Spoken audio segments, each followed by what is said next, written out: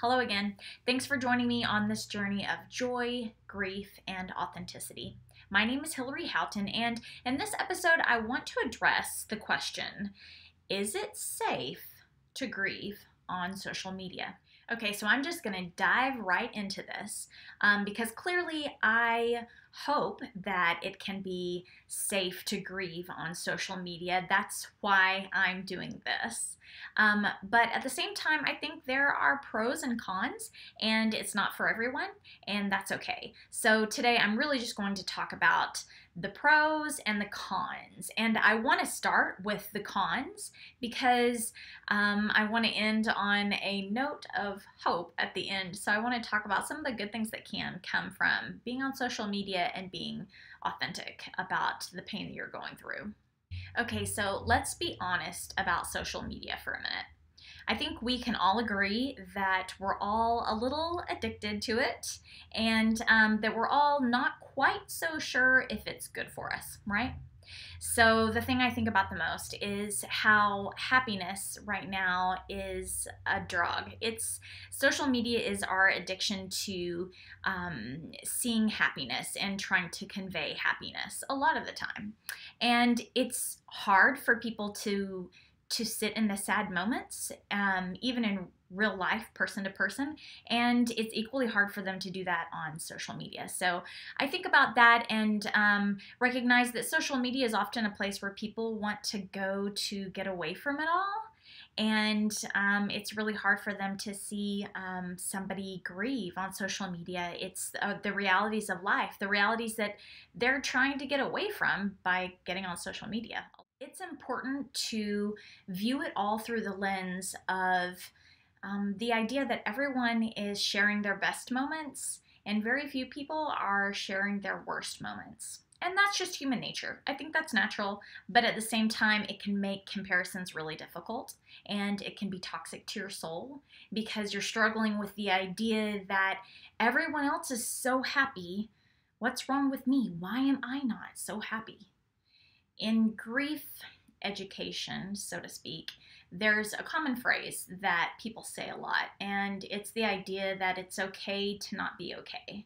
And I love that thought, and I try to live by that thought, that I don't have to, whenever somebody asks me how I'm doing, I don't have to always answer with, I'm living the dream. So even whenever I was preparing to do this entire vlog series and I was debating it in my head, I had to come to the conclusion and I had to become comfortable with the fact that it's not going to be for everyone.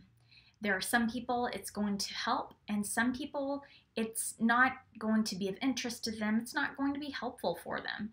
And I had to get to that place where I was okay with that and okay with the idea that there could be some people that even defriend me on Facebook or stop following me on Twitter or Instagram because they don't want to see the sadness, and that's okay. I'm okay with that. Okay, so let's talk about the pros because I do believe there are a lot of pros, and so many of you have made social media a safe place for me to grieve. And I have endless thanks to you. I appreciate it so much. There are so many people that I wouldn't even know if it weren't for Facebook. And I love to think of that. I love to think about Haley and Ryan and Emily, 3 people off the top of my head I can think of that if it weren't for Facebook specifically, I wouldn't even know them and I wouldn't have gotten to learn their stories and be better able to cope with my own story. Through the power of social media, we see prayers and prayer chains that are endless and you can't even follow all of the prayers that are happening online because of social media. That's powerful. That is a great reason to use social media. Whenever you do need to share the details of the loss of a loved one or the funeral arrangements, that is a great way to be able to share it with the masses without having to update every person individually. Okay, so I want to talk about one more thing, and it's the idea of us experiencing our emotions collectively as a group of people, really leaning into each other. And Brene Brown talks a lot about this in her book, Braving the Wilderness. I just finished this, and my friend Catherine Espinoza got me this book. Thank you, Catherine. And I highly recommend it. If there's anybody out here who wants to borrow my copy, I feel guilty that it is still in my house. That's how good this book is. One of the things she talks about that I appreciate so much is the idea that there's so much power in collective joy and experiencing collective pain. I believe that, and I believe that social media is a way in which we can do that. At the same time, I have believed for a long time that social media will never replace human interaction, and so I like to think about that's why we need support groups and in-person opportunities to interact. And I think about the group therapy that I participate in with other mothers who have specifically lost daughters.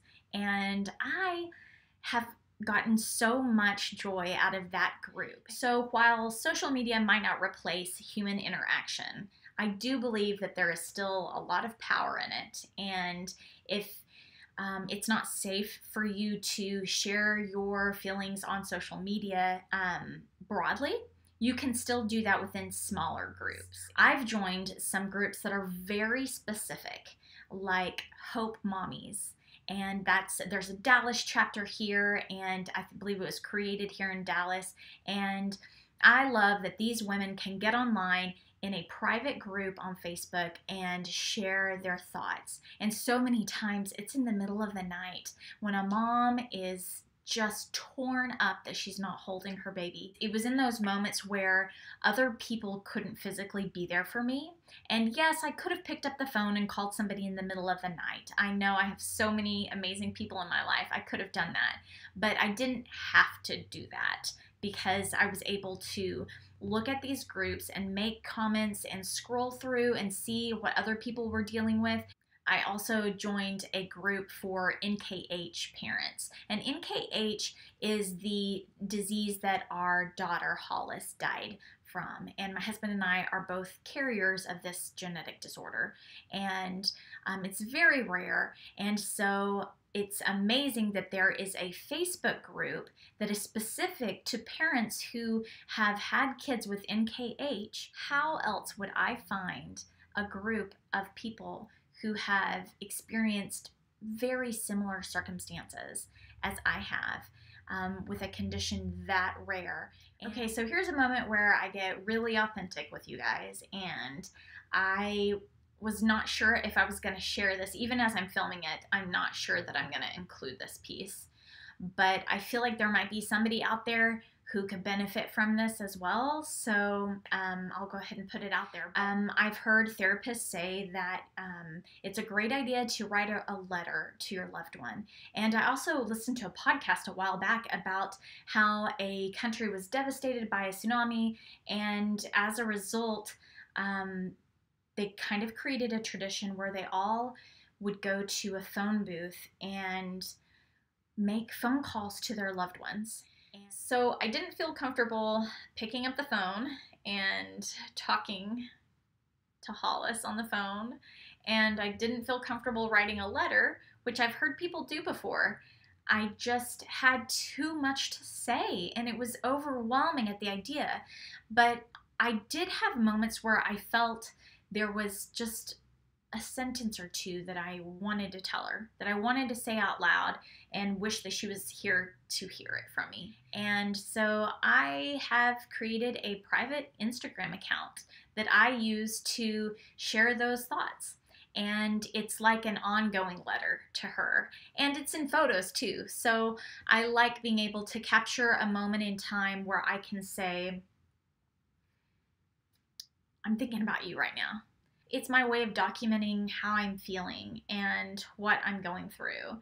and I wasn't able to do it in a big long letter, but I'm able to get little pieces out. And Instagram felt like the best way to capture my thoughts, both visually and verbally in words. And so that's what I do. It's really therapeutic, and it's oddly on social media. So to answer the question, is it safe to grieve on social media? I would have to say that it can be. And I hope that it is more and more. And I specifically hope that if you are going through something, anything at all, that you are able to be real with people. And I think it encourages other people to be real as well. People are people, and you have to keep that in mind. So be kind to yourself, and give people grace if they don't respond exactly as you would wish that they do. I am very encouraged by what I've experienced, and I have so much gratitude for everyone out there who's been so supportive of me and allowed me to be very real over and over again every week now. I really appreciate that. And so thanks, guys. And I would love to hear from you if you feel like social media is a safe place to grieve, and your thoughts on that. Please comment below. Tell me what you think. I'd love to hear.